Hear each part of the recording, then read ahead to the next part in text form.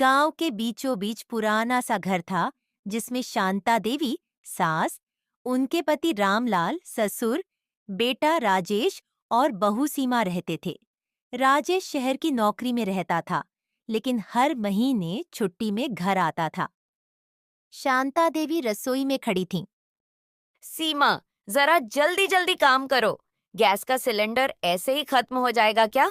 छोटी आंच पर सब्जी रख दो। धीमी आंच से ही स्वाद आता है और गैस भी बचेगी।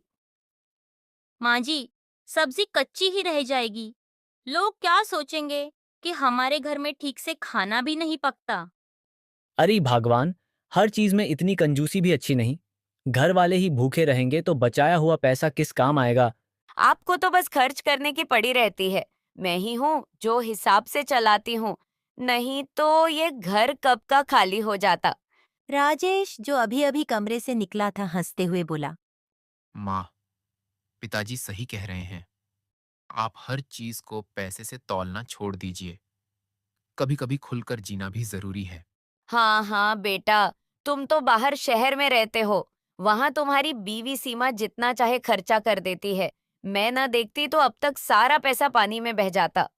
माँ जी, मैंने तो कभी अपने लिए कुछ मांगा भी नहीं। बस घर ठीक से चले, यही चाहती हूँ। सीमा जैसी बहू सबको मिले, बिना शिकायत के घर संभाल रही है। तू ज्यादा मत डांटा कर इसे।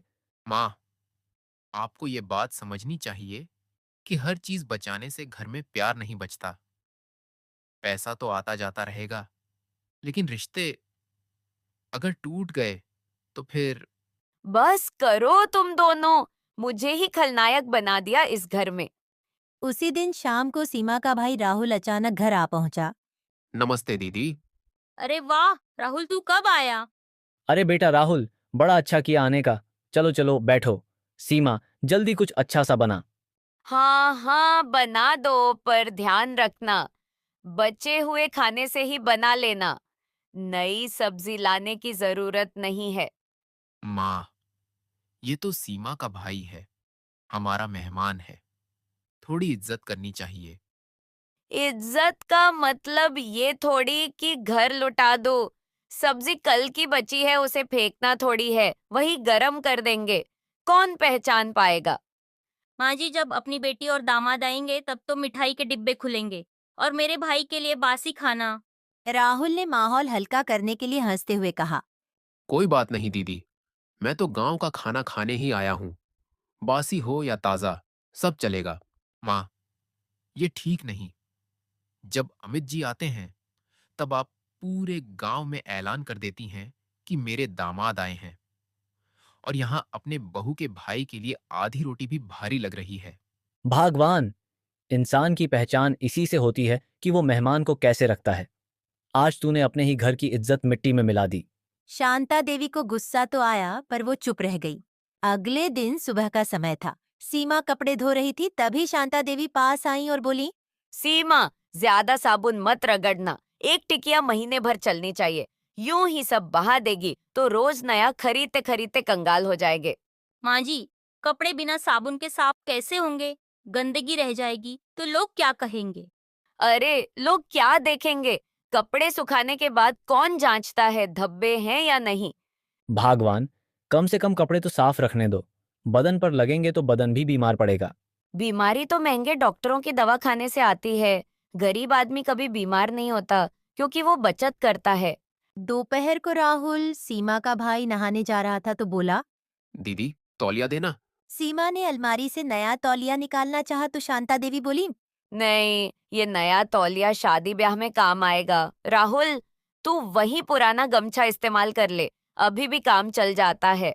कोई बात नहीं आंटी, गमछा भी ठीक है। राजेश ये सब देख रहा था। उसने धीरे से कहा। माँ, गेस्ट को गमछा कौन देता है? जरा शर्म तो करनी चाहिए। शाम को सब लोग बरामदे में बैठे थे। सीमा ने सोचा सबको चाय पिला दे। जैसे ही वो रसोई में जाने लगी, शांता देवी उसके पीछे आई और फुसफुसाकर बोली। देख सीमा, 3 कप ही बनाना। मैं आधा आधा कप कर देना। ज्यादा दूध मत डालना, पानी गरम करके मिला देना। माँ जी, मेहमान घर पर है और आप कह रही है दूध बचाओ। राहुल क्या सोचेगा हमारे घर के बारे में?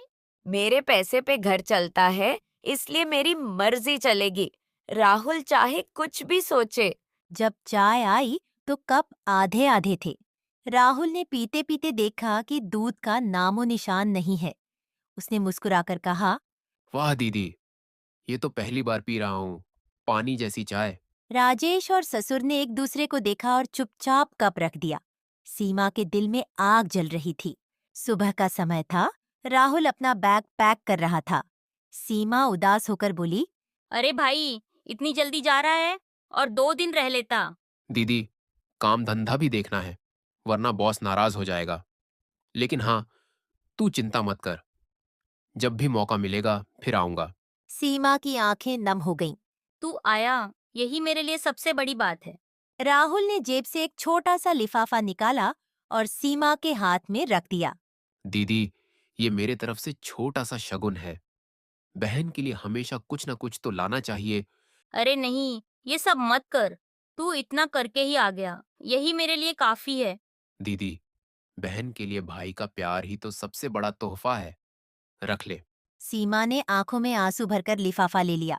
जैसे ही राहुल गया, शांता देवी ने सीमा के हाथ से लिफाफा झपट लिया, उसे खोला और पैसों को गिनने लगी। बस इतने ही? अरे बहन के घर आया था और शगुन में इतना कम। हमारे जमाने में भाई सोने की चेन देता था और ये 500 रुपए देकर गया है। माँ जी, शगुन पैसों से बड़ा नहीं होता, भाई का प्यार बड़ा होता है। उसने जितना बन पड़ा उतना दिया, उसमें भी आप कमी निकाल रही हैं। भागवान, तू हर चीज में तौल मोल क्यों करती है? बेटा सच्चे दिल से दे गया है, वो ही काफी है। ये पैसा गिनना छोड़ दे। माँ, आपको शर्म आनी चाहिए। राहुल को तो आपने ढंग का खाना तक नहीं खिलाया और अब उसके दिए पैसों की भी बेइज्जती कर रही हो। अगर वो सुन लेता तो कितना दुखी होता। अरे अरे, तुम लोग तो ऐसे बोल रहे हो जैसे मैंने बड़ा पाप कर दिया। मैं तो बस कह रही हूँ, भाई है तो बहन पर खुलकर खर्च करना चाहिए।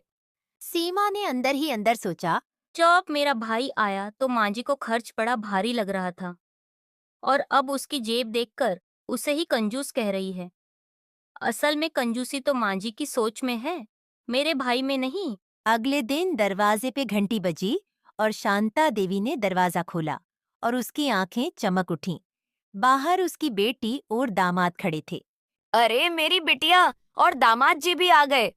सीमा, जल्दी से रसोई में जा, मिठाई का डिब्बा खोल, दूध गरम कर, ऊपर से बादाम पिस्ता डालकर शरबत बना। आज तो दामाद जी आए हैं, पूरा घर रोशन हो गया।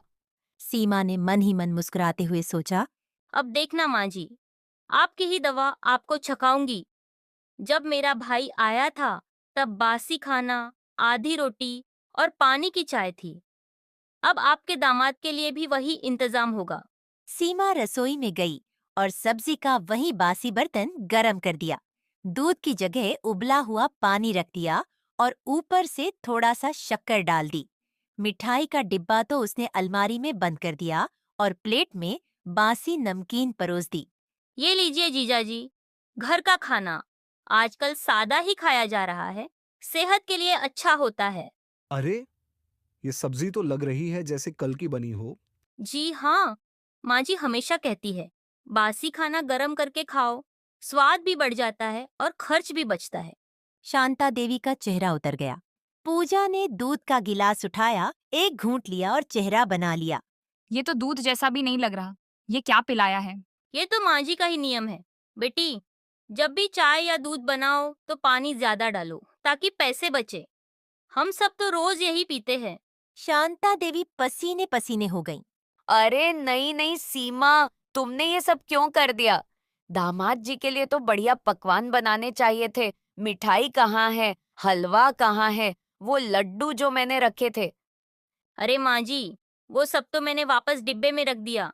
आपने ही तो सिखाया है कि मिठाई बचाकर रखनी चाहिए, वरना फिजूल खर्ची होती है। दामाद जी को तो वही खाना चाहिए जो हमें रोज मिलता है। राजेश और ससुर रामलाल जी ने दबे होठों से हंसी छुपाई। अमित और पूजा एक दूसरे को देख रहे थे और माहौल अजीब हो गया। सीमा ने धीरे धीरे ठंडी आवाज में कहा, माँ जी, जब मेरा भाई आया था तब आपने उसे भी यही सब खिलाया था। तब तो आपको ये सब बिल्कुल सही लगा। आज आपकी बेटी और दामाद के लिए वही नियम अपनाया है, ताकि आप भी समझे कि कंजूसी का असली स्वाद क्या होता है। पूरा घर खामोश हो गया। शांता देवी शर्म से सिर झुका बैठ गईं। बरामदे में सब सन्नाटे में बैठे थे।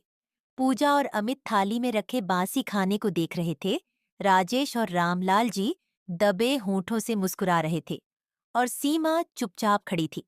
सन्नाटे को तोड़ने के लिए अमित ने हंसते हुए कहा, माँ जी, अगर यही आपके घर का नियम है तो ठीक है, लेकिन एक बात समझ लीजिए, मेहमान को हमेशा घर के सबसे अच्छे हिस्से से नवाजा जाता है, क्योंकि मेहमान सिर्फ खाना खाने नहीं, बल्कि प्यार लेने आता है। पूजा ने भी धीरे से कहा, क्या माँ, आप हमें प्यार करती हैं, इसमें कोई शक नहीं। लेकिन कभी कभी आपका ये हिसाब किताब वाला प्यार बोझ लगने लगता है। माँ, सच कहूं तो सीमा ने आज वही किया जो आप रोज करती हैं। फर्क बस इतना था कि इस बार खाने की थाली आपके दामाद के सामने रखी गई। तभी आपको एहसास हुआ कि ये सब कितना गलत है।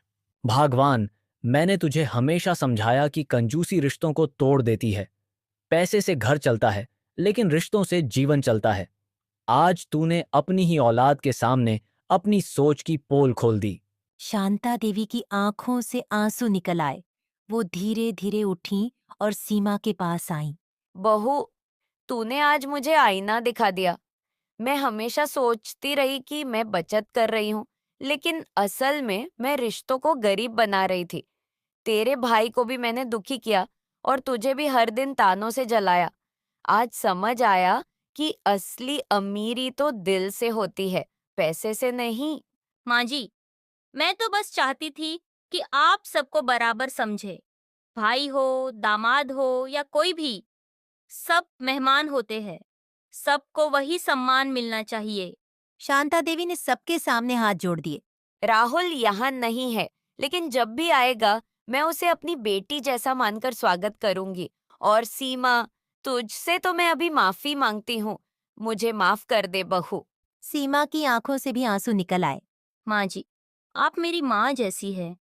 माँ की गलती गिनी नहीं, सुधारी जाती है। पूजा ने हंसते हुए कहा, चलो, अब तो माँ बदल गई।